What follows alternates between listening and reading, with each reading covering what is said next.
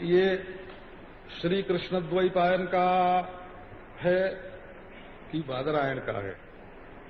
आजकल तो लोग थीसिस लिखते हैं ना, तो पहले जो बात नहीं कही गई हो वो जब तक नहीं कहेंगे तब तक वो प्रामाणिक ही नहीं होगी। उसका आदर ही तब होगा जब कोई नई बात ढूंढ के ले आए। तो पीएचडी होने के लिए या डीलिट होने के लिए कोई न कोई नई बात कहना जरूरी होता है। तो बादरायण व्यास और श्री कृष्ण द्वैपायन व्यास ये एक हैं कि दो हैं, ये खोज की गई हो। तो ब्रह्मसूत्र बादरायण व्यास की रचना है कि श्री कृष्ण द्वैपायन की है? तो हमारे इतिहास, पुराण, प्राचीन ग्रंथों के अनुसार श्री कृष्ण द्वैपायन और बादरायण ये दोनों व्यास एक ही हैं, बोला, और ये द्वापरांत में हुए। और इन्होंने ये जो ग्रंथ रचा है, ये सूत्र क्यों है? श्री वल्लभाचार्य जी महाराज ने बताया कि जैसे बहुत से फूलों की एक माला गूंथनी होती है, तो सूत एक होता है और उसमें फूल अनेक होते हैं, मणि अनेक और सूत एक। तो इसी प्रकार श्रुति के, उपनिषद के मंत्र तो अनेक हैं और उन मंत्र रूप पुष्पों को या एक माला के रूप में गूंथ करके समन्वित कर देना, जैसे वो श्रुति मनुष्य के काम आवे, उसके जीवन के लिए उपयोगी हो जाए, इसके लिए ये सूत्र की रचना है। सूचना सूत्र, जो किसी वस्तु के अर्थ को सूचित करे उसको सूत्र कहते हैं। ये जब किसी वस्तु को हम ढूंढने लगते हैं ना, तो कहते हैं भाई सूत्र मिल गया, है ना, इस समाचार का सूत्र मिल गया, इस चोरी का सूत्र मिल गया, ऐसा भी बोलते हैं। कि पैसा कहाँ रखा है, कि इसका भी सूत्र मिल गया। तो सूत्र माने सूचक, और ये बहुत थोड़े अक्षरों में, अल्पाक्षरम असंदिग्धम सारवद विश्वतोमुखम अस्तोभम अनवद्यंच सूत्रम सूत्र वेदो वेदो हो। सूत्र किसको कहते हैं? कि जिसमें अक्षर थोड़े हों और संदिग्ध न हो और सारयुक्त हो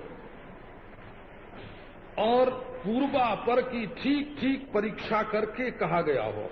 विश्वतो मुखम, और उसको कोई काट न सके और निर्दोष हो गए, उसको बोलते हैं सूत्र। अल्पाक्षरम असंदिग्धम सारवद विश्वतो मुखम अस्तोभम अनवद्यंच सूत्रम सूत्रविदो विदो, इसको बोलते हैं सूत्र। अच्छा, अब ये सूत्र काहे का? ब्रह्म सूत्र है।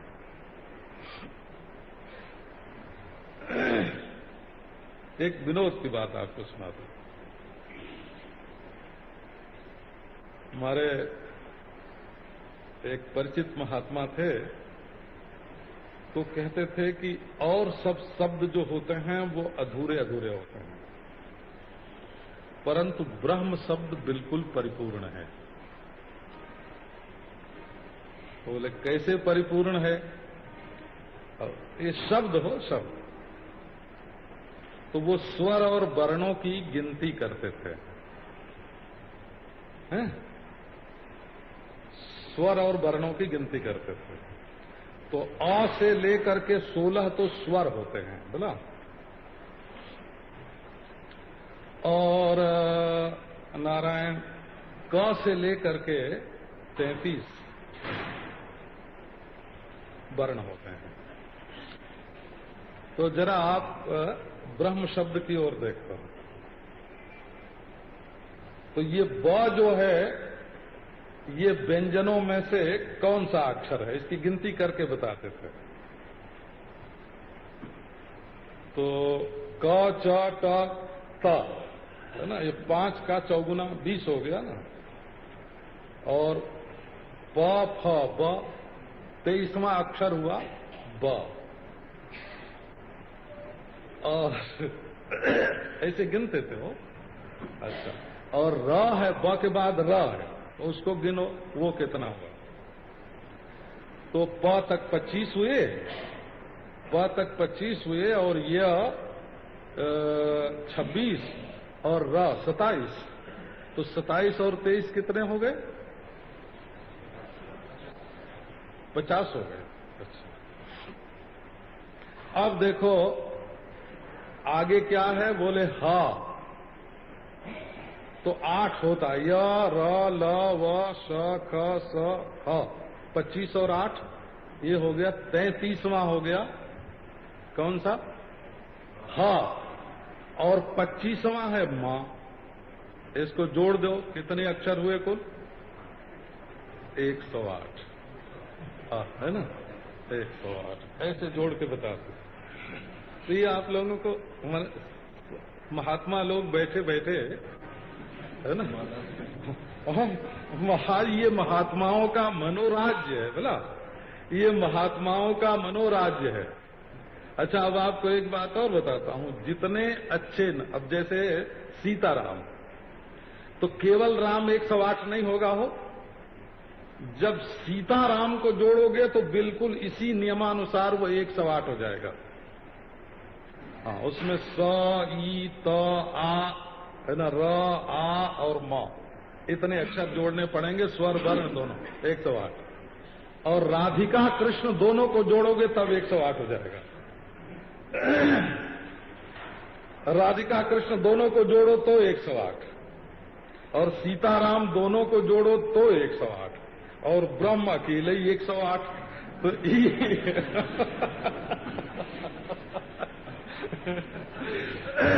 अच्छा, ये आपको केवल विनोद के लिए सुनाया बोला। इसमें ये महात्मा लोग जब एकांत में बैठते हैं तो उनका दिमाग ऐसे काम करता है। अच्छा, एक दूसरा नमूना सुन लो। दूसरा नमूना ये है कि ये जैसे आपका ब्रह्म शब्द, ब्रह्म, इसमें से ह को अपनी जगह से उठा के ब के बाद और र के पहले रख दो। ब के बाद अगर ह आ जाएगा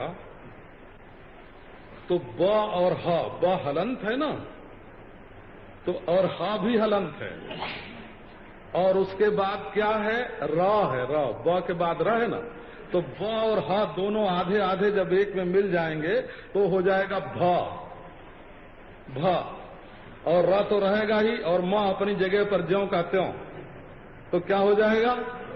भ्रम हो जाएगा, भ्रम। ये ब्रह्म शब्द जो है वो म के पहले वाले ह को उठा के ब और र के बीच में रखते ही ब्रह्म की जगह ब्रह्म हो जाएगा।